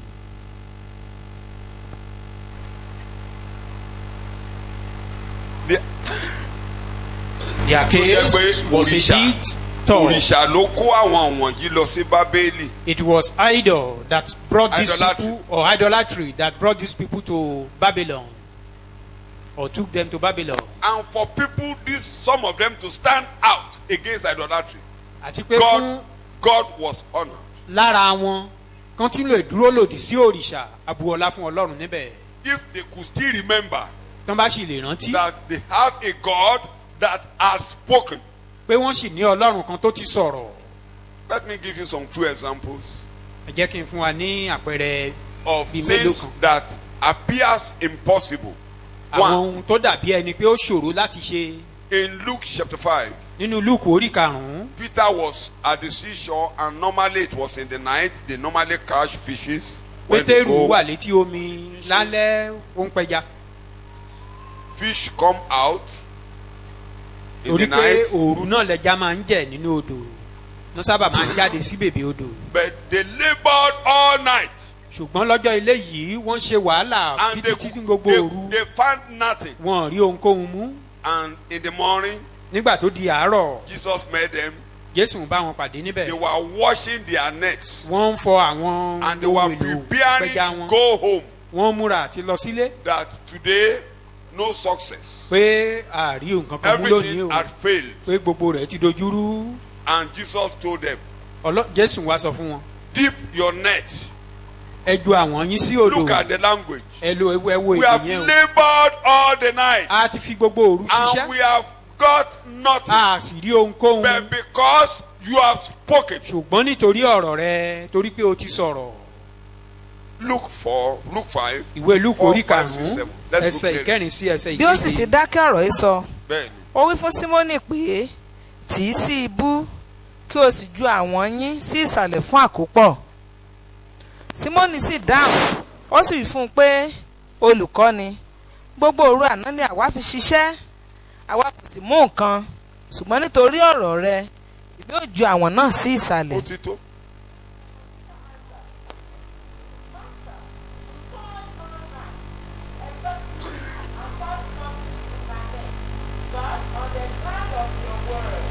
Nígbà tó bá For ṣòro us, when it was humanly tó possible for bá us ti to make, ṣòro lójú ènìyàn when it was possible nígbà tó bá ṣeé ṣe for us to make it, gẹ́gẹ́ bí ènìyàn pé kọ́wọ́ wa tẹ̀ ẹ́. humanly speaking, the environment was good for us to catch fishes here. Gbogbo àyíká ló fararọ We- láti pẹja. We did it then, and we could not get anything. Ṣùgbọ́n tá a sì ṣe bẹ́ẹ̀ tá a gbìyànjú láti pẹja tá a rí nǹkan kan mú. But now that humanly it is not possible, Ṣùgbọ́n báyìí gẹ́gẹ́ bí ènìyàn kò ṣeé ṣe. wọn ì rẹ́jà lọ́sàn-án, Fish wọn ì don't rẹ́jà normally lọ́wọ́ àárọ̀. they don't normally catch Òru lẹja ń fish jẹ. in the day. It's only Ìgbà in the tó night ṣeé that they ṣe catch ni fish. àtìráì tí àárí ṣe We yẹn. tried all we could in the night. But because you have to no avail. spoken, Ṣùgbọ́n nítorí ọ̀rọ̀ rẹ because you have spoken, torí pé o ti sọ̀rọ̀ because you have spoken. torí pé o ti sọ̀rọ̀. There are things that, humanly speaking, you must have tried. Àwọn nǹkan kan wà gẹ́gẹ́ bí ènìyàn tá a ti lè gbìyànjú rẹ̀. Humanly speaking, when it was humanly possible, you couldn't make it. Gẹ́gẹ́ bí ènìyàn nígbà tá a rò wípé ó ṣe é ṣe gan ọwọ́ wa ò But now tẹ̀. you are a Bible believer, Ṣùgbọ́n o ti wá di and onígbàgbọ́. God has spoken to you now. Ọlọ́run sì ti wá bá ọ sọ̀rọ̀ Because báyìí. God has spoken, Torí pé Ọlọ́run ti sọ̀rọ̀. that thing will be possible in the name of Jesus. Nǹkan yẹn á ṣe é ṣe ní orúkọ Jésù. Humanly speaking, you couldn't make it then. Gẹ́gẹ́ bí ènìyàn ọwọ́ rẹ ò tẹ̀ nígbà náà. You are now in an impossible situation. O ti wá wà ní ipò tó dàbí ẹni pé kò ṣeé ṣe báyìí. You are now in an impossible situation. Ipò tí ò ṣeé ṣe. And God has spoken. Ọlọ́run sì ti wá sọ̀rọ̀. What God has spoken will come to pass. Ohun tí Ọlọ́run sì ti sọ yìí dandan á ṣẹ. It can't fail. Kò lè kùnà. It can't fail. Kò lè kùnà. It only depends on you to say, because you have spoken. Ó wá kù sọ́wọ́ rẹ̀ láti sọ yìí pé torí pé ìwọ bàbá ti sọ̀rọ̀. Don't forget, Ẹ má gbàgbé. we wrestle against not flesh and blood. Kì í ṣe ẹran ara àti ẹ̀jẹ̀ là ń bá jìjàkadì. And our wrestling is on the spoken word. Ìjàkadì. The spoken word. Ìjàkadì wa ó The sì wà spoken lórí ọ̀rọ̀ word. sísọ I yìí ọ̀rọ̀ repeat, tí wọ́n ti sọ the yìí. spoken word. Ọ̀rọ̀ tí a sọ yìí. Even in the spirit world, Nínú ẹ̀mí lọ́hùn gan pàápàá. it is spoken word by those who know demons that they use to solve problem in the spirit world. Ọ̀rọ̀ sísọ làwọn gan tó ní agbára òkùnkùn máa fi yanjú ọ̀rọ̀ nínú Those ẹ̀mí words lọ́hùn. cannot last. They can't stand behind. They can't stand where the word of God is. Ṣùgbọ́n àwọn ọ̀rọ̀ wọ̀nyí wọn lè dúró níbi tí ọ̀rọ̀ Ọlọ́run bá wà. So always go to God and repeat the spoken word of God that have been said about your situation. Àwa gẹ́gẹ́ bí ènìyàn ká máa padà síwájú Ọlọ́run ká máa rántí ọ̀rọ̀ tó ti sọ káwa náà ká máa tú ọ̀rọ̀ yìí sọ lórí ọ̀rọ̀ wa lórí ìpèníjà wa. When you say that, tá a bá ti sọ àwọn ọ̀rọ̀ wọ̀nyí God will act on it. ọlọ́run á gbé ìgbésẹ̀ lórí rẹ̀. Things impossible will be possible. àwọn ohun tó dàbí ẹni pé kò ṣeé ṣe àwa ṣe é ṣe fún wa. Look at Mary, jẹ́ ká wo Maria the mother of our Lord Jesus Christ. ìyá Jésù Kristi olúwa Humanly wa. possible. Ohun A virgin can never be pregnant. obìnrin tí ò tí ì mọkùnrin rí kò ṣeé ṣe kírú obìnrin bẹ́ẹ̀ kó lóyún. Even if not a virgin, you are a married man, you are a married woman. Bí ọkọ ẹ ò bá sùn tiẹ̀, o lè lóyún. bó kó ká tilẹ̀ ní o ti lọ́kàn gan-an tọkọ ò bá fọwọ́ kàn ọ́ kò ṣeé ṣe kóyún Tó fún o bá ọ. lóyún, a jẹ́ pé ìgboro ló ti gbóyún wá. If you are pregnant then it means something is fishing. Ẹnìkan gbọ́dọ̀ fọwọ́ kàn ọ́. Somebody must have touched you. Ṣùgbọ́n níbí ìbáyìí, But here wọ́n lu ọ̀yẹ́ kàkà, ẹ̀jẹ̀ kàkà. Luke 1:35-38. ìwé Lúùkù orí áńgẹ́lì náà sì dáhùn sí fún un pé ẹ̀mí mímọ́ yóò tọ̀ ọ́ wá Ẹ̀mí mímọ́ yóò tọ̀ ọ́ wá. àti agbára ọ̀gá ògo yóò ṣíji bò ọ́ Agbára ọ̀gá ògo yóò ṣíji bò ọ́. nítorí náà o mímọ́ tí a ó ti inú rẹ bí ọmọ ọlọ́run ni a ó máa pè é Ká lọ. sì kíyèsí Elizabeth ìbátan rẹ òun pẹ̀lú sì lóyún ọmọkùnrin kan Ó bí fi ògbólógbò àpẹẹrẹ rẹ̀ sí èdè Màríà gan mo fẹ́ gbọ́. èyí sì lé oṣù kẹfà fún ẹni tí a ń pè ní àgàn Bẹ́ẹ̀ni. nítorí kò sí ohun tí ọlọ́run kò lè ṣe Kí ni ìdáhùn Màríà? Maria sì wí pé wo ọmọ ọ̀dọ̀ rẹ olúwa kí ó rí fún mi gẹ́gẹ́ bí ọ̀rọ̀ rẹ Ìwọ náà lálẹ́ ìtẹríba pé Olúwa jẹ́ kó you rí too fún mi this gẹ́gẹ́ bí ọ̀rọ̀ evening rẹ. let it be for me according to your Jẹ́ kó word. rí fún mi Let it be for gẹ́gẹ́ me bí according to your ọ̀rọ̀ rẹ. word. Àkọọ́lẹ̀ ọ̀rọ̀ rẹ tó sọ lórí ọ̀rọ̀ mi jẹ́ What kó you ṣẹ. profess concerning me, bring it to pass. Kò ṣeé ṣe mọ́ lójú ènìyàn o. Though it seems impossible, humanly speaking, Kò sí dáhùn lọ́wọ́ ẹ̀dá kan lórí ilẹ̀ o. no answer in the hand of man upon the Jẹ́ kó rí earth. fún mi gẹ́gẹ́ bí ọ̀rọ̀ But rẹ. let it be so for me according to your word. In Jesus' name we pray. Ní orúkọ Jésù Amen. ni àgbàdúrà. 2. Ìkejì, Wọ́n sinmi lé pé Ọlọ́run jẹ́ olóòótọ́ pé kò sí ara rẹ̀ pé ohun tó bá ti wí ló máa ṣe. the trust in God's faithfulness, that whatever He says, He will do. Wọ́n sinmi lórí ìyẹn pátápátá. The trust in this. Ọkàn wọn balẹ̀ pọ́lọ́run ò é dáàyàn. They are rest assured that God can never fail Pé you Ọlọ́run or ò lè deny kó you. ọ̀rọ̀ rẹ̀ jẹ. That God can never swallow or Tí Ọlọ́run á deny His wá word. yí padà torí tiẹ̀. Will God, because of you, change? Tí Ọlọ́run á wá torí tiẹ̀ kó di aláìṣòótọ́. Will God become unfaithful because of Wouldn't your do that. case? Wouldn't He do will that. not do that. He wouldn't do that. God will not do that. Isaiah chapter 50. Ìwé Àìsáyà orí Ní àádọ́ta. sọtẹ́lẹ̀ Jésù olùgbàlà. Verse 5, 6, 7, 8, 9. Isaiah chapter 50. olúwa Jehovah ti ṣí mi lé etí Bẹ́ẹ̀ni, èmi kò sì ṣe àìgbọ́ràn bẹ́ẹ̀ni. bẹ́ẹ̀ ni èmi kò yí padà Mo- Nta ní ìdí nìyẹn o. Sọ̀yìnbó ẹ̀. The Lord God has opened my ear. Ọlọ́run á ṣí wa létí. God Amen. open our ear. And I have not been rebellious or turned backward. Ìyẹn ni a ṣe níbi ìwẹ̀nùmọ́ adẹ́tẹ̀. That was war with Tí the a fi cleansing of a ẹ̀jẹ̀ leper. wẹ etí wa. Where A fi òróró sí etí Our wa. ear will be anointed with Kétí blood wa ó and ṣí. oil for our ear to be opened. Kí ẹ̀kọ́ wọlé. For the sermon or doctrine to sink into our heart. Kọ̀rọ̀ wọlé. For the word to penetrate. Tí ọ̀rọ̀ bá ti wọlé ó parí. Once the word have its chance in Tó our wọlé yẹn ni life, kẹ́ máa tẹnu that's mọ́. all. That thing that penetrated into our heart Etí is mi what ni we ìwọ can ti ṣí. be Èmi professing. kò ṣe àìgbọ́ràn. My ear have you opened. Bíbélì lẹ́ ń kà. Ó yá. mo fi ẹ̀yìn mi fún àwọn aluni Bẹ́ẹ̀ni, àti ẹ̀rẹ̀kẹ́ mi fún àwọn tí ń tu irun bẹ́ẹ̀ni. èmi kò pa ojú mi mọ́ kúrò nínú ìtìjú àti ìtútọ́sí Ẹ̀hẹ́n, nítorí olúwa Jehovah yóò ràn mí lọ́wọ́ ẹ̀hẹ́n. nítorí náà èmi kì yóò dààmú nítorí náà mo ṣe gbé ojú mi ró bí òkúta líle Èdè tí mo fẹ́ lò ń bẹ̀ yẹn nìyẹn. Bá mi sọ òyìnbó ẹ̀. For the Lord God helps me. Therefore have I not be ashamed. Ọlọ́run Jehovah yóò ṣe kéde. Behold, the Lord God will help me. No matter what you do. Ohunkóhun yòówù ká ṣe. Jésù olùgbàlà nìyẹn. Wọ́n lù ú. wọ́n fìyà jẹ. Jesus, our Savior, he was beaten, he was Ọlọ́run ti chastised. ṣí ní etí. But God has opened his Ó mọ̀ ear. pé Olúwa Jèhófà gbé òun dìde. He knew that Lord God Bí will Ọlọ́run raise ò lè him. sí ara rẹ̀. That God will never deny Ọlọ́run himself. á dá sọ̀rọ̀ ayé rẹ̀. God will step into your life, step to your case. A ṣe yẹn fún Jésù kọ́kàn wa balẹ̀ pé bí a bá ń nà wá, bí a bá ń dá wa lóró, bá a bá ń fìyà jẹ wá, God will step into your case. That was done to Jesus for us to be rest assured that anytime we are passing through such a thing, that God will step into our case. Ó ní mo gbé ojú mi lé bí òkúta. I focus my eyes like Jẹ́ a kọ́kàn ẹ̀ balẹ̀ flame. sọ bẹ́ẹ̀.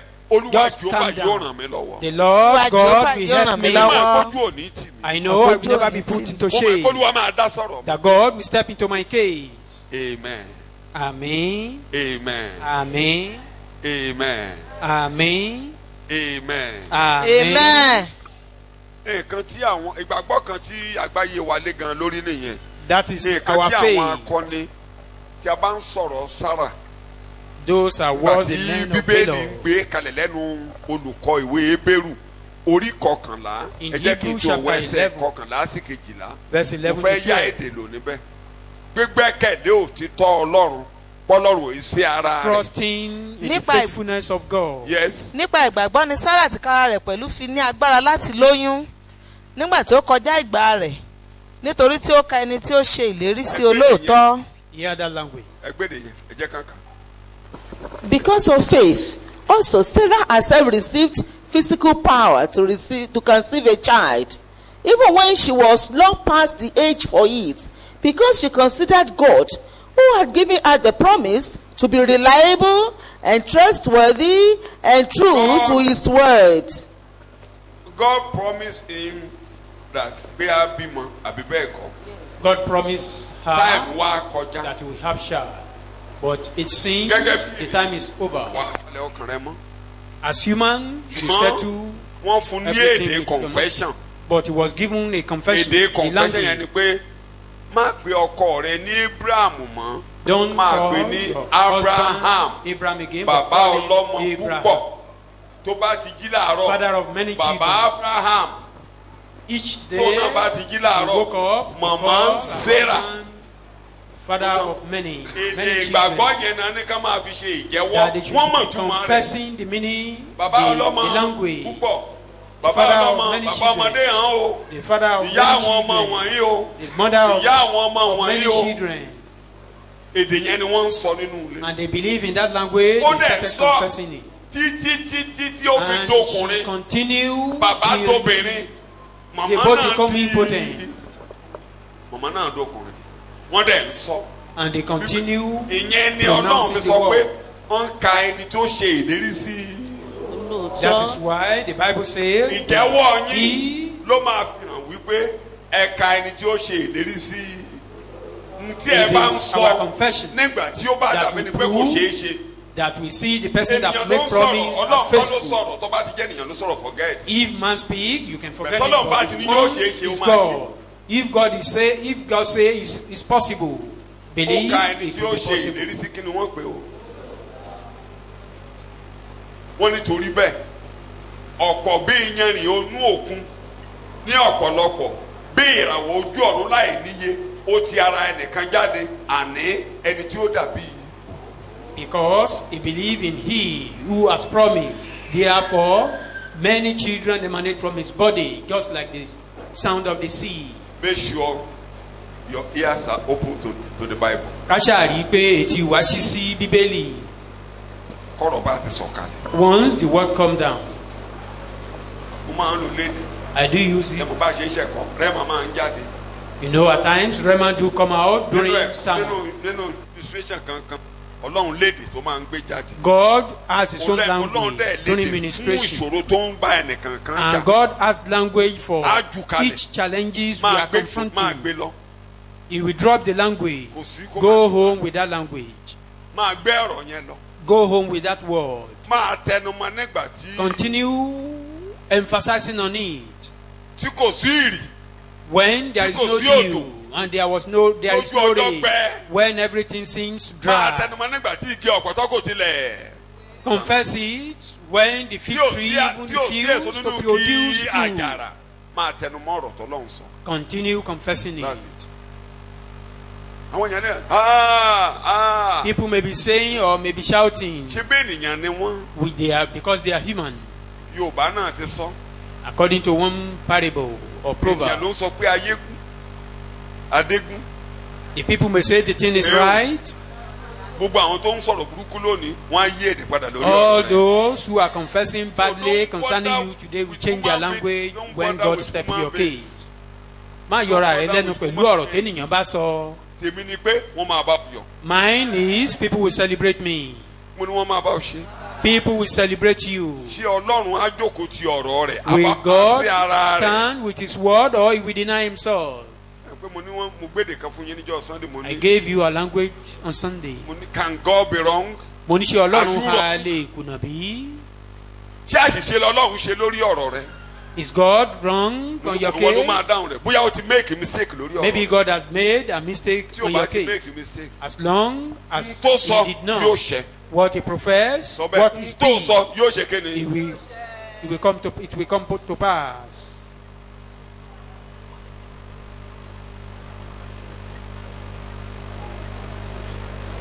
Jésù Kristi Olúwa wa ní àdúrà.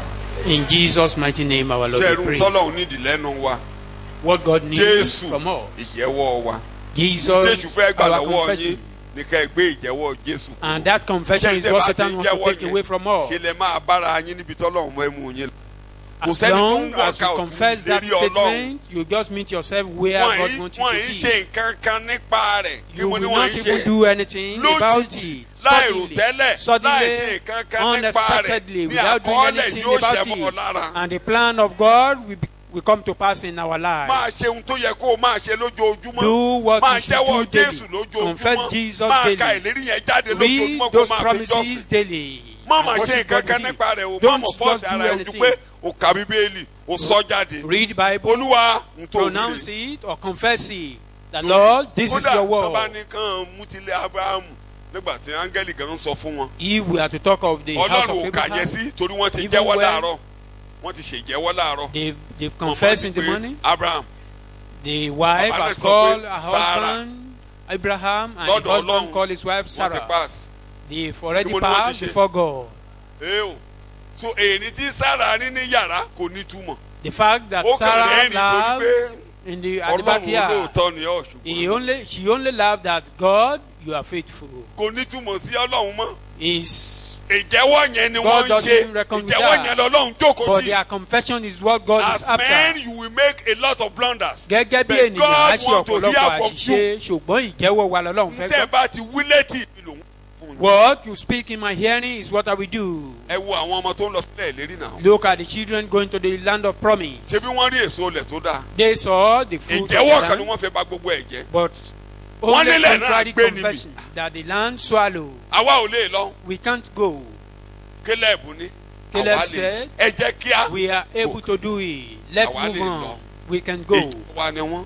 They èdè are tó lò brave. tó múnú Ọlọ́run dùn ni pé Ọlọ́run wa yóò gbà wá. The language you use that Ọlọ́run make wa yóò fún wa God ní- happy is our God is Ọlọ́run able ló to save sọ̀rọ̀ ohun us. tọ́lọ́run sọ yóò ṣẹ. What God has spoken, it will come to pass. Ọlọ́run ló kárí. God said, ọmọ nìyẹn. there is a child. ọmọ nìyẹn. You are a child. gbogbo èrú yọjọ wa gbogbo wọn ní ṣùgbọ́n Though they were Ọlọ́run afraid wa tó altogether, sọ̀rọ̀ but our Ọlọ́run ò God that ṣèkà has spoken Ọlọ́run ló ní ká lọ is bẹ̀ not wicked. Ọlọ́run ló sọ̀rọ̀ níbẹ̀ He was the òmìrán one that ìbá wà said we níbẹ̀ should láti go. inú òmìrán ohun tọ́lọ́run sọ yóò ṣẹ. Whoever, maybe the giant or not, whatever Ọlọ́run God has sọ lórí spoken ọ̀rọ̀ yìí concerning yóò ṣẹ? us will come to pass. òmìrán lórí òmìrán wà o There are giants Iná ń upon jó. giants. There are fire. ogun dìde o The battle is rising ohun tọ́lọ́run up. sọ yóò ṣẹ. But what God has wíbẹ̀ ohun pronounced will come tọ́lọ́run to sọ yóò pass. ṣẹ. What God has spoken concerning me will Ọlọ́run come to sọ yóò pass. ṣẹ.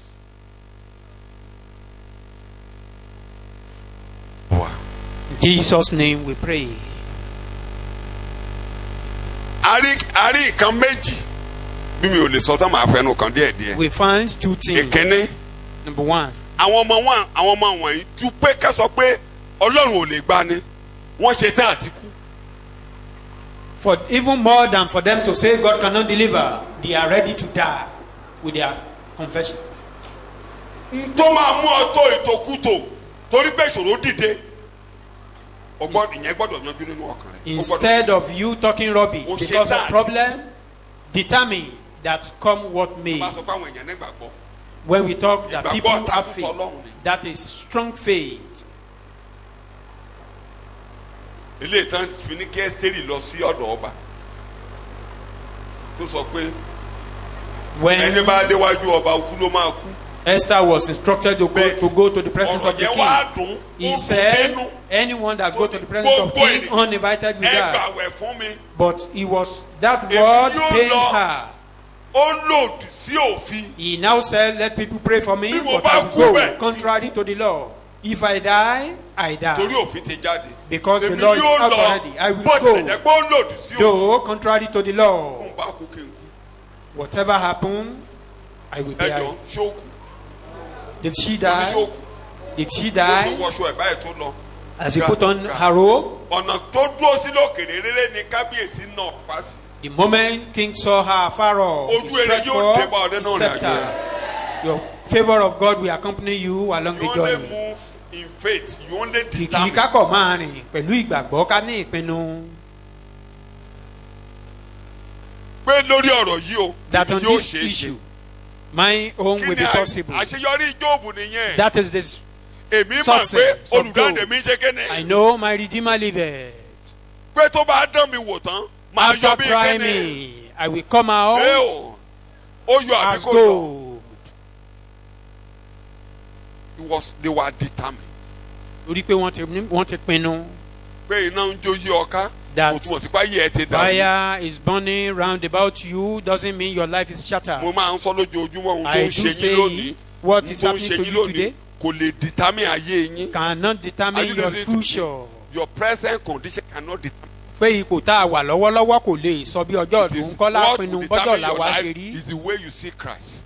Is the way you Bá a see ṣe rí God. Jésù sí bá a ṣe rí Ọlọ́run The way sí you lápinnu see bọ́jọ́ làwa yourself ṣe in rí. Christ. Bá a ṣe rí ara wa nínú Kristi The way you lápinnu see bọ́jọ́ làwa what ṣe rí. God has made you in Christ. Bá a ṣe rí ohun tí Ọlọ́run ti sọ wádà nínú Jésù You lápinnu are lásọ bí ọjọ́ a new làwa ṣe rí. creation. Two Bí a ti of di ẹ̀dá us. tuntun ṣeré àbò Eo. òótọ́. Bí ẹnikẹ́ni bá wà nù Kristi ó If anyone be in Christ, ohun is an new àtijọ́ ṣe creature. kéde. All things are Ẹ̀dá passed ta ló ń away. gbénu yín. Whose nature dwell in Ọmọ us? àtàlẹ́yìn ní ìsinsìnyí. Eo. Whose Ṣé ẹ láwọn kan tí child are Bíbélì you pè now? nípa àtìyín yẹn? Tẹ́ ẹ bá All ti those mọ̀ things that the tí Bible ẹ confess dúró about lórí ẹ̀ you, ó parí. once you know them and you stand upon them, that's Ọlọ́run all. ò bá mi jà mọ́. God Àbóṣe is bá not yín fighting jà. me. A ti yí ẹ̀yìn ọ̀tá padà bá a ti yí ẹ̀yìn rẹ̀ padà. Back of enemy is turned Àwa ní already. gbóyà láti wọ Oh, ibi mímọ́ nípa ẹ̀. Ẹ̀jẹ̀ Jésù Olúwa, àwa ní gbóyà láti wọ ibi mímọ́ nípa ẹ̀jẹ̀ Jésù Olúwa. Sọ lọ́jọ́ Sunday. I was saying it Mo on ní àsè Sunday. Olúwa là ń kàánú lé. Àkàtán láàárọ̀ yìí. Said we are reading the feast of the Lord. We finished this Mo one. ní madam mo ní kíní kan lágbára níbi mo ní kí orí gbogbo àsè yìí. I said Mo ní all number these one tẹ́ máa rí ni feasts. pé gbogbo àwọn àsè yìí. The first thing ni pé ẹ̀sìn mi ẹ ò gbọ́dọ̀ Sabbath ẹ ò gbọ́dọ̀ ṣiṣẹ́ kan. Sabbath, do not do any work.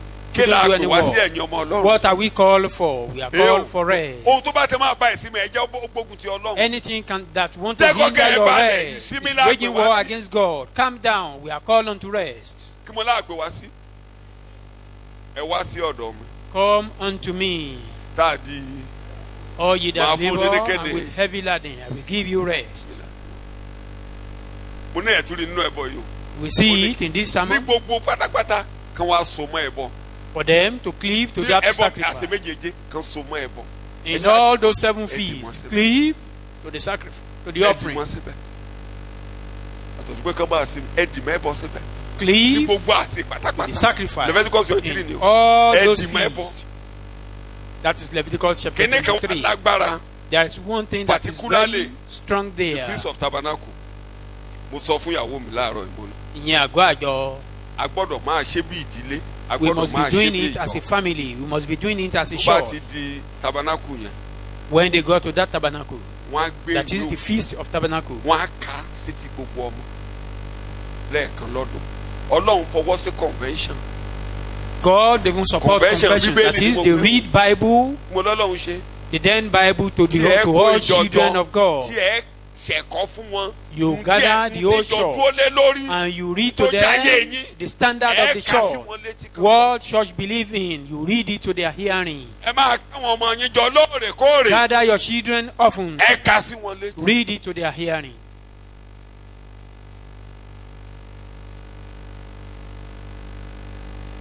Á dà fún wa. It will be well with us. Mo lá dà fún wa. It will be well with us. Mo lá dà fún wa. It will be well with us. So ìpinnu wa ni pé á dà jẹ́mọ̀ ọkàn wọn mọ̀ yín balẹ̀. These Wọ́n mọ̀ yín pé children, ẹni bá ti tẹ̀lé bíbélì ayé they ẹ̀ máa calm bẹ̀rù. their spirit, they calm down. Iná ẹ̀ ò lè jó wa. Your fire cannot consume us. Bí àti ẹ̀ jó. Even if we are consumed, we'll be welcome at home. A ní kò ń bímọ. Will we not? Mo ń bèrè mo ní sáà ní kò Won't ń we bímọ. depart from here again? Ọlọ́run ti ẹnìkan máa gbénu igbó. Even Lọ́jọ́ God méje. ordered them to go Kan fi bẹ́ẹ̀ outside their kan fi house Jésù for 7 dálẹ̀. days. Ísírẹ́lì ò ṣe mọ́ náà fi rọrùn. Israelites decided not to do it again. Kán lọ That gbé was kiri the source igbó. of their problem. Kán máa rántí pé àtìkú àti àlejò For ni them ajẹ́ to ní know they are sojourner in this Èmi ni mo world. mú yín jáde nílẹ̀ Egypt. I brought you out of Egypt Mo dẹ̀ mú yín lánú igbó kọjá. and I make you to pass through Inú wilderness. igbó lẹ̀ ń gbé nínú ayé. You dwell in the bush, Ìyẹn ló bá mi that is in the débi wilderness, ìyẹn ló here bá mi in the world. débi ògbójú ọdẹ nínú igbó láàárọ̀ That yìí. is what led me to that strong Inú igbó hunter kìjikìji. in a thick bush. So ẹ mọ̀ pé inú igbó aginjù ni ayé jẹ́. No, this world is a Ibi kan field. lẹ̀ ń lọ. We are going to a Ẹ place. kojú ìṣòro nínú igbó. You confront many things along the Ọlọ́run path. yín nígbà tẹ́ ń gbanú igbó I am kọjá. your Lord when you are passing through the wilderness. Àmọ́ òyìn là jálẹ̀ lè Will I make you pass through it? Nǹkan tí àwọn ọmọ wọ̀nyí rí nìyí. Those are things They were so that these determined. children saw. Gbogbo wa ló Wọ́n fẹ́ ti pinnu. rúùtù báyìí à ń késo rúùtù kí ló mú rúùtù ṣàṣeyọrí. Ó What lè led máa to ní the túbọ̀ sí success torí of pé Ruth? inú ìrora inú ìtura la wà. Wọ́n ka bíbélì lé yín. Ibi tó ti jáde wá ìpè mọ́ wọn. Wọ́n He ń ka bíbélì came nílẹ̀ out Móábù. of where there is no Bible, Wọ́n ka that is the Bíbélì. Moabite. Ó ní màdám. Said Ọlọ́run woman. yín ló máa di. Your God will be my God. Ọlọ́run dẹ̀ gbà mú. And God hold on to that. Ọlọ́run gbà mú. God hold on to it. Aṣẹ́wó tá à ń sọ̀rọ̀ rẹ̀ kí ló ràn án He- lọ́wọ́. Àwa ti gbọ́ ìròyìn pé ọ̀hún tọ́lọ́run yín ṣe. The harlot we are Ẹ talking rántí about. ilé bàbá mi. We've had the news Ọlọ́run ti of fún what yín ní your ilẹ̀. father did. Remember my father's house. God has given you this land already. Ẹ rántí ilé yìí o. Remember this house Àwọn yẹn náà or dẹ̀ this family. wọ́n kí láyà yìí pé tá a bá And ti those máa people, gbalẹ̀ they assured her, ilé rẹ̀ ò ní jóná. if we take over this town, your family will be saved. So àwọn ìpinnu ọkàn wa Our decision Ọlọ́run ò or fagídí mú èèyàn determination, lórí ìyẹn. God will never force us on that. yẹn tó ìpinnu yẹn gan lèṣù ń gbógun tì. That decision is what Satan is waging war against. Yẹn náà la máa bẹ Ọlọ́run pé kó ràn wá lọ́wọ́. That is what we beg God. Torí ọ̀pọ̀lọpọ̀ ète ló ń bẹ inú ọkàn mẹ́rin. There are so many decisions Olúwa in ló ń man's ṣe. heart. It's only that Olúwa of God ràn mí that will lọ́wọ́. come to pass. Jẹ́ kí n dúró lórí ìpinnu. Lord, help me. Help me Jẹ́ to kí n stand dúró upon lórí my ìpinnu. decision. Ẹ jẹ́ ká gbàdúrà lórúkọ Jésù. Let us pray.